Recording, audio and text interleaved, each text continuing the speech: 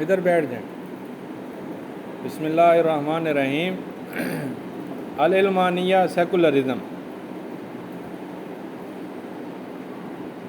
اس کا جو صحیح ترجمہ ہے وہ ہے اللہ دینیہ یا الدنیویہ. لا دین ہونا یا دنیاوی ہونا. دنیاوی ہونا اس کا یہ معنی نہیں دنیا دار ہونا. دنیا دار کچھ نہ کچھ آخرت کو بھی مانتا ہے. یہاں جو دنیاویہ سے مراد ہے وہ یہ ہے کہ آخرت کے بارے میں کلی انکار ہو، سرے سے انکار.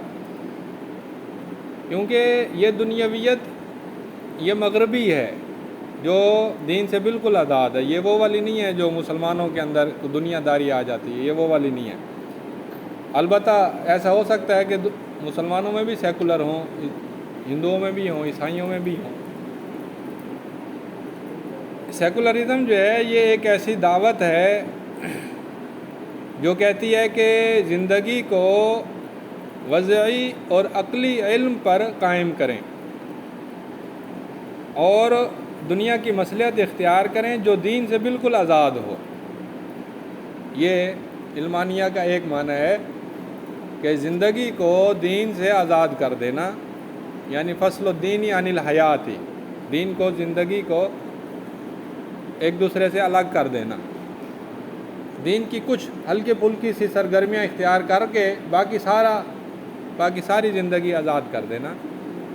یہ ایک معنی ہے. دوسرا معنی ہے کہ جو اس کا سیاسی پہلو ہے کہ پرائیویٹ زندگی میں دیندار بننا لیکن سیاست کے اندر دین سے آزاد ہو جانا. جیسے پاکستان کی سیاست ہے کہ وہ کہتے ہیں کہ حکومت جو ہوگی وہ دین سے آزاد ہوگی کہ مثلا شرعی قوانین نافذ نہیں کرے گی، لیکن اگر کوئی دین پر عمل کرتا ہے تو کوئی حرج نہیں، مسجد بناؤ، نمازیں پڑھو، کوئی حرج نہیں. لیکن حکومت دین کی پابند ہو یہ مطالبہ نہیں کرنا. اچھا، اگر ہم اس کے لفظ کو دیکھیں، علمانیہ کے لفظ کو، تو علم سائنس کو کہتے ہیں. تو اصطلاح کے اعتبار سے علمانیہ کا سائنس کے ساتھ کوئی تعلق نہیں ہے. اس لحاظ سے علمانیہ ترجمہ درست نہیں ہے اس کے نزدیک، جو کتاب والے کے نزدیک. تو اس کا صحیح ترجمہ ہے لادینیہ یا دنیاویہ. اسی طرح یہ جو علمانیہ ہے یہ یورپ کے اندر 17ویں صدی کے اندر پیدا ہوئی اور یہ مشرق میں منتقل ہوئی ہے 19ویں صدی کے اندر. 17ویں صدی جو ہے نا وہ 1600 سے شروع ہو جاتی ہے. 1601، 1602، 1603، 4، 5، 6، 1600 کے بعد جو ہے وہ یورپ کے اندر وہ ملحدین پیدا ہوئے، وہ سیکولر، وہ سائنسدان اور وہ فلسفی پیدا ہوئے جنہوں نے آہستہ آہستہ پورے سماج کو الٹ کے رکھ دیا. پہلے وہ اکا دکا تھے اور پادری ان کو سزائیں دیتے، ان کو مار دیتے تھے، لیکن وہ آہستہ آہستہ وہ پھیلتے گئے. جیسے کوئی وبا ہوتی ہے نا، وہ وبا پھیلتی گئی اور آخر کار فرانسیسی انقلاب آیا اور حکومت اور سماج کا بالکل ہی پانسا پلٹ دیا گیا. تو کہتا ہے کہ 1700 یعنی 1600 سے یورپ میں شروع ہوئے اور عالم اسلام میں یہ 1800 سے شروع ہوئے. مختلف علاقوں میں یہ قابض ہوئے.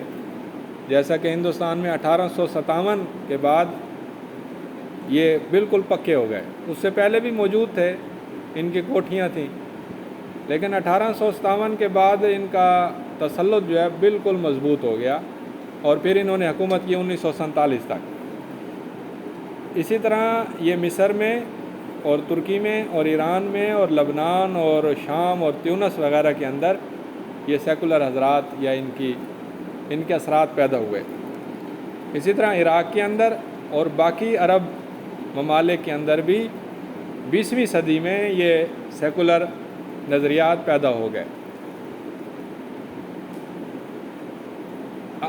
علمانیہ ترجمہ اس لیے اختیار کیا گیا تاکہ اس کو نا اچھے لفظوں میں سمجھا جائے. جیسے کئی لوگ کہتے ہیں کہ اسلام تو خود سیکولر ہے. وہ کہتا ہے کہ ہمارے مسلمانوں کے اندر بے شک ہندو رہیں، ہم ان کو کچھ نہیں کہیں گے، وہ اپنے دین پر عمل کریں، کوئی حرج نہیں ہے. اور مسلمان خلافتیں جو ہوتی تھیں ان کے اندر یہودی بھی رہتے تھے، عیسائی بھی رہتے تھے، اور انہیں مذہبی کی اپنے مذہب پر عمل کرنے کی اجازت تھی. اس لحاظ سے کہتے ہیں جی اسلام بھی سیکولر ہے، حالانکہ اسلام اور سیکولرزم میں زمین آسمان کا فرق ہے. تو سیکولرزم کا ترجمہ جو علمانیہ کیا گیا وہ اس لیے کیا گیا تاکہ اس کا جو منفی اثر ہے وہ لوگوں کے دلوں میں کم سے کم ہو. حالانکہ اس چیز پر اتفاق ہے کہ سیکولر کا معنی یہ ہے کہ دین کو سیاست سے اور معاشرے سے بالکل الگ تھلگ کر دینا. اس معنی میں کوئی اختلاف نہیں ہے کہ فصل الدینی عن الدولہ و فصل الدینی عن حیات المجتمعی، دین کو سیاست سے بالکل الگ کرنا یا دین کو معاشرے سے بالکل الگ تھلگ کر دینا، یہ سیکولرزم کا متفق علیہ معنی ہے. زیادہ سے زیادہ جو سیکولرزم میں اجازت دی جاتی ہے وہ عبادت کے شاعر کی اجازت ہے کہ مثلا مندر میں جا سکتے ہیں، شادی کرنی ہے تو مولوی کے ذریعے کر لیں، کورٹ میرج نہ کریں، بے شک وفات ہو گئی ہے تو آپ جنازہ پڑھ لیں یا دفنا دیں، اجازت ہے، جیسے مرضی کریں. تو عیسائی جو مذہب ہے وہ کہتا ہے کہ سیکولرزم درست ہے. اس کی وجہ یہ ہے کہ انہوں نے کہا کہ قیصر کو اس کا حق دے دو اور اللہ کو اس کا حق دو. حالانکہ ان کو کہنا چاہیے تھا کہ قیصر جو ہے وہ بھی اللہ کا پابند ہو، اور پادری وہ بھی اللہ کا پابند ہو، اور عوام وہ بھی اللہ کے پابند ہو. ہونا تو یوں چاہیے تھا، لیکن انہوں نے دین اور ریاست کو الگ الگ کر دیا ایک منحرف مذہب کے اندر، وگرنہ اللہ کا جو سچا دین ہے اس میں یہ بات نہیں تھی. اسلام یہ کہتا ہے کہ ساری زندگی اللہ کے لیے ہو، ان صلاتی و نسکی و محیای و مماتی للہ رب العالمین. سیکولرزم کے جو بڑے بڑے داعی تھے وہ فرانسیسی انقلاب سے پہلے پیدا ہوئے اور بتدریج بدلتے بھی گئے. سب سے پہلے جو طواغیت تھے، دین کے جو رہنما تھے، عیسائی رہنما، انہوں نے رہبانیت اختیار کی اور بخشش کے سرٹیفکیٹ بیچے اور بدعات اختیار کی، جس کی وجہ سے کلیسا اور سائنس کے اندر زبردست تصادم ہوا. پھر کلیسا نے سائنسدانوں اور فلسفیوں کو آگ میں جلا دیا اور ان کو اذیتوں کا نشانہ بنایا، جس کی وجہ سے وہ زیادہ ابھرے. پھر جیسے کاپرنیکس ہے، جس نے کہا تھا کہ کاپرنیکس نے یہ کہا تھا کہ زمین سورج کے گرد گھوم رہی ہے. پہلے یہ تصور تھا کہ کائنات ساری زمین کے گرد گھوم رہی ہے. جب گلیلیو نے دوربین ایجاد کی، اس نے کہا ہم تو ذرہ بھی نہیں ہیں، ہم تو کائنات میں ایک ذرے کی حیثیت بھی نہیں رکھتے. وہ پادریوں نے کہا کہ اللہ نے اپنا بیٹا زمین پہ اتارا اور ہم ذرہ ہیں، ایسے نہیں ہو سکتا. اللہ کا بیٹا ایک ذرے پہ آیا ہے، باقی کائنات کدھر جائے گی؟ تو انہوں نے گلیلیو کو جلا ڈالا اور شدید عذاب میں مبتلا کیا، جلایا نہیں ہے، اور بیچارے کی عمر اس وقت 70 سال تھی. اسی طرح اسپائنوزا تھا، اس نے انجیل کے اندر غلطیاں نکال کر دکھا دیں کہ فلاں جگہ پر یہ لکھا ہے، فلاں جگہ یہ لکھا ہے. جو پہلی بات ہے وہ عیسیٰ علیہ السلام کی پیدائش سے بھی پہلے کی ہے، تو وہ کیسے سچی ہو گئی؟ اور حضرت عیسیٰ علیہ السلام اس دور میں زندہ ہیں، وہ اپنی پیدائش سے پہلے کیسے زندہ ہو گئے؟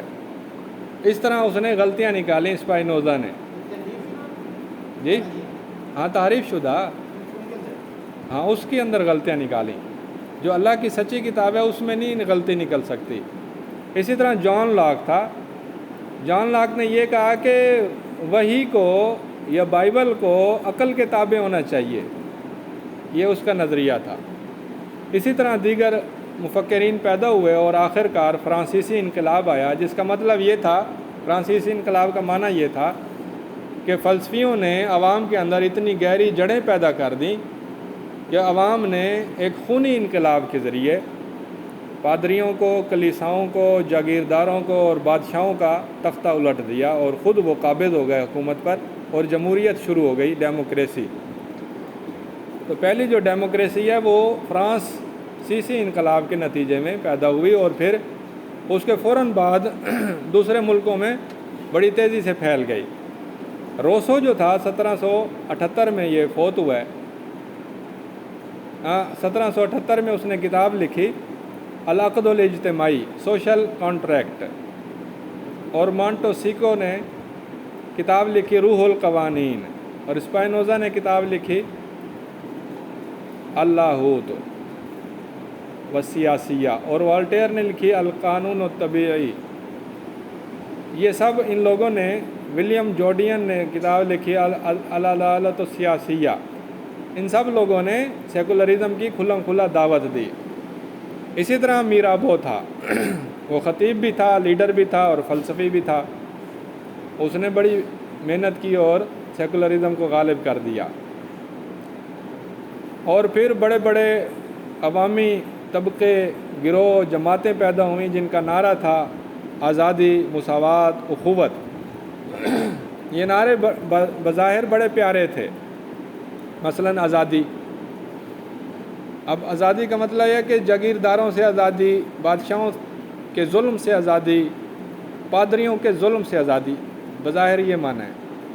لیکن ایک معنی یہ بھی ہے کہ دین اور اخلاق سے بھی آزادی، اور یہ معنی بھی ان کے ذہن میں موجود تھا۔ اسی طرح مساوات، مساوات کا معنی یہ ہے کہ امیر غریب برابر ہو۔ یہ معنی تو اچھا معنی ہے کہ ایک اعتبار سے، انسانیت کے اعتبار سے برابر ہو۔ دوسرا معنی یہ ہے کہ کافر، مشرک، دیندار، بے دین، نمازی، بے نمازی سارے برابر ہوں، اور یہ معنی بالکل غلط ہے کہ انبیاء بھی اور ملحدین بھی سارے برابر ہو جائیں۔ اسی طرح اخوت کا معنی، یہ سارے معنی خطرناک تھے۔ پھر اس کے بعد جو ہے ڈارون کا نظریہ پیدا ہوا، اصل الانواع، اوریجن آف اسپیشیز۔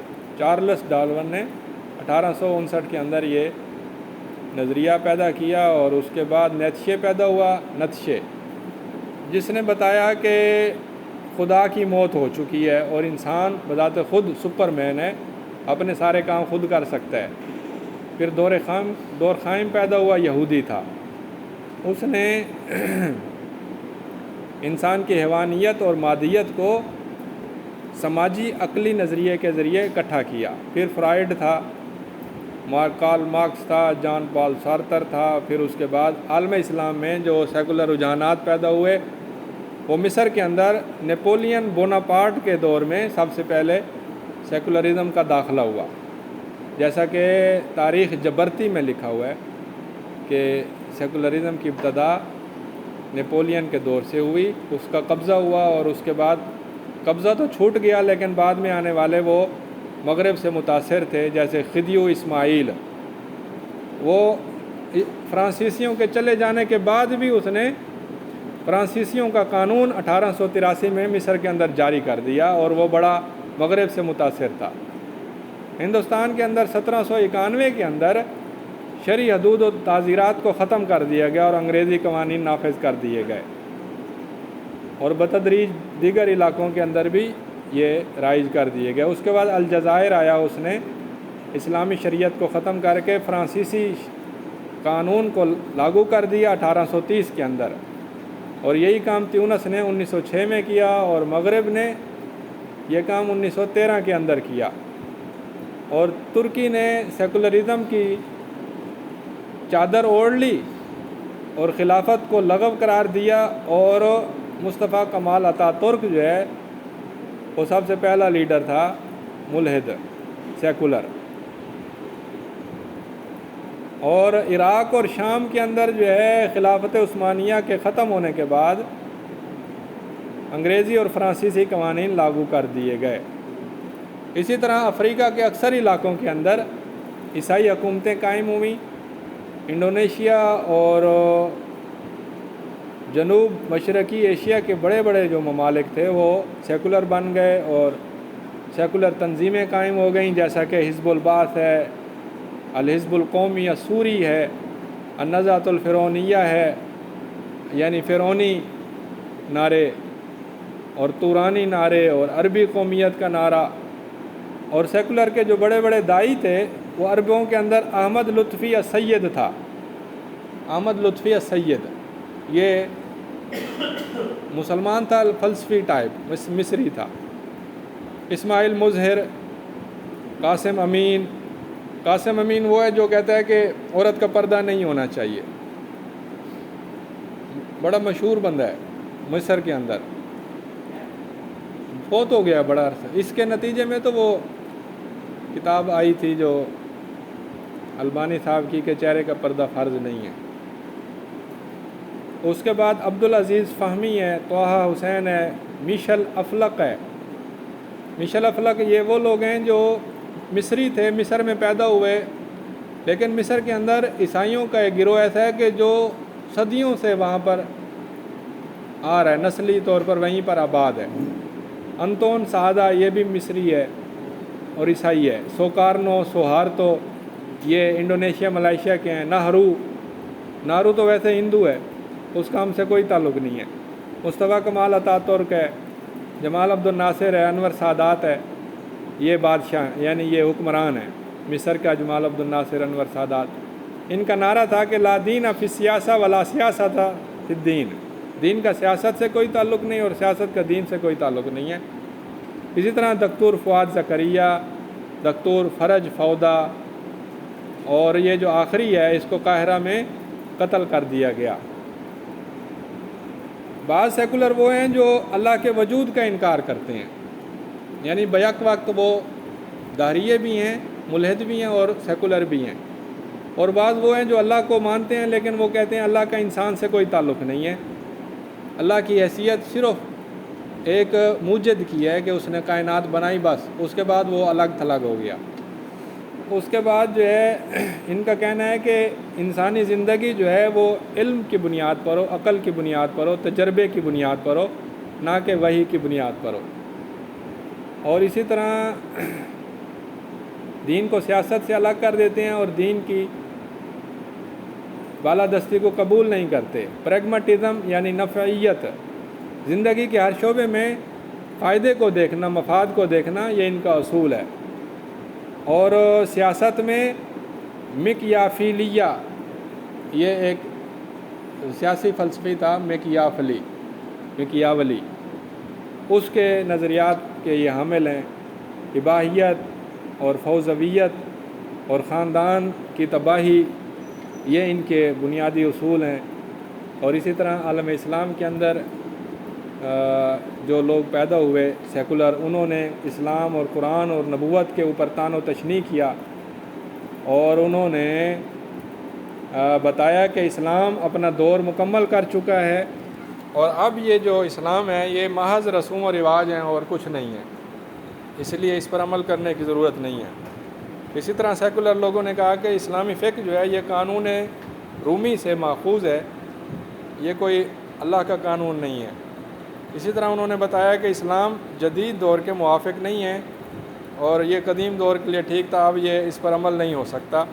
اور انہوں نے عورت کو آزاد کرنے کا نعرہ لگایا اور اسلامی تہذیب کی شکلیں بگاڑیں، اس کی تاریخ بگاڑ دی، اور جو پرانی نقصان دہ تحریکیں تھیں، غالی تحریکیں، ان کو انہوں نے دوبارہ زندہ کرنے کی کوشش کی. قدیم تہذیبوں کو زندہ کرنے کی کوشش کی جو اسلام سے پہلے والی تھیں، اور لادینی نظاموں کو اپنایا اور نسلوں کی تربیت جو ہے وہ لادینی طریقے پر قائم کی. آگے وہ بتاتا ہے کہ مغرب کے اندر اگر سیکولرزم آیا ہے تو اس کی کوئی نہ کوئی معقول وجہ ہے کہ وہاں پر جو دین تھا وہ دین اپنی اصل شکل میں نہیں تھا، بدعتی شکل میں تھا، اور پھر دینداروں کی لڑائی ہو گئی فلسفیوں سے. لیکن مسلمانوں کے اندر یہ مسئلہ نہیں پیدا ہوا. یہاں کی جو تاریخ ہے وہ ایسی نہیں ہے کہ یہاں پر دین اور دنیا کے درمیان جھگڑا ہوا ہو، یہاں پر یہ دین اپنی اصل شکل میں قائم تھا، تو اس لیے یہاں اسلام کے اندر سیکولرزم کی گنجائش نہیں ہے۔ اور اس کی جو بنیادیں ہیں سیکولرزم کی، وہ کلیسا اور فلسفے کی جنگ کے اندر پیدا ہوئیں، اور اس کے بعد جو ہے یہود کا بڑا کردار ہے، اور اس کے بعد یہ ہے کہ لوگ سمجھتے ہیں کہ سائنس اور دین یہ ہمیشہ ایک دوسرے کے متضاد ہوتے ہیں۔ اس کے اندر یہ ان کا نظریہ ہے، آخرت کا انکار یہ ان کا نظریہ ہے۔ اسلام سیکولرزم کا انکار کیوں کرتا ہے؟ لماذا یرفض الاسلام العلمانیہ، یہ ایک پوری بحث ہے، اور اس بحث میں وہ بتاتا ہے اسلام سیکولرزم کا انکار کیوں کرتا ہے، کیونکہ یہ انسان کی فطرت کے موافق نہیں ہے۔ ایسا نہیں ہو سکتا کہ انسان کا جسم کا کچھ حصہ اللہ کو چاہتا ہو اور کچھ حصہ بے دینی کو چاہتا ہو۔ دل ایک ہی ہے، وقتی طور پر انسان گناہ کر بیٹھتا ہے، لیکن اصل میں وہ دل کہتا ہے کہ تو نے گناہ کیا، شرمندہ ہو جاتا ہے۔ لیکن ایسا نہیں ہو سکتا کہ وہ ایک طرف اللہ کو بھی پسند کرے، دوسری طرف شیطان کو بھی پورے خلوص سے پسند کرے، ایسا نہیں ہوتا۔ یہ سیکولرزم کے انکار کی وجہ ہے۔ اسلام سیکولرزم کو اس لیے بھی ناپسند کرتا ہے کیونکہ یہ مغرب میں پیدا ہوا اور مغرب کے خاص حالات میں پیدا ہوا، جو کہ مشرق میں ویسے حالات نہیں ہیں، اور یہ دین کو ریاست سے الگ کرتا ہے، جبکہ اسلام ایسے الگ ہونے کی اجازت نہیں دیتا۔ اور اسلام نہیں چاہتا کہ مغربی اقلیت اس کے اندر رائج ہو اور پیدا ہو، اور مغربی امراض ان مسلمانوں کے اندر پیدا ہوں اور آخرت کا انکار پیدا ہو۔ اور اسی طرح سے اسلام تجربات اور مشاہدات کا انکار نہیں کرتا، لیکن وہ ایمان بالغیب کو بھی اہمیت دیتا ہے، جیسا کہ اللہ پر ایمان، آخرت پر ایمان، جزا اور سزا پر ایمان۔ سیکولر لوگ جو پیدا ہوئے سب سے پہلے یورپ میں پیدا ہوئے، اور فرانسیسی انقلاب کے بعد یہ مضبوط ہو گئے، اور فرانسیسی انقلاب 1799 میں پیدا ہوا، پھر یہ پورے یورپ میں پھیل گئے، اور پھر اس کے بعد عالم اسلام میں استعمار کے ذریعے اور تبشیر کے ذریعے پھیل گئے۔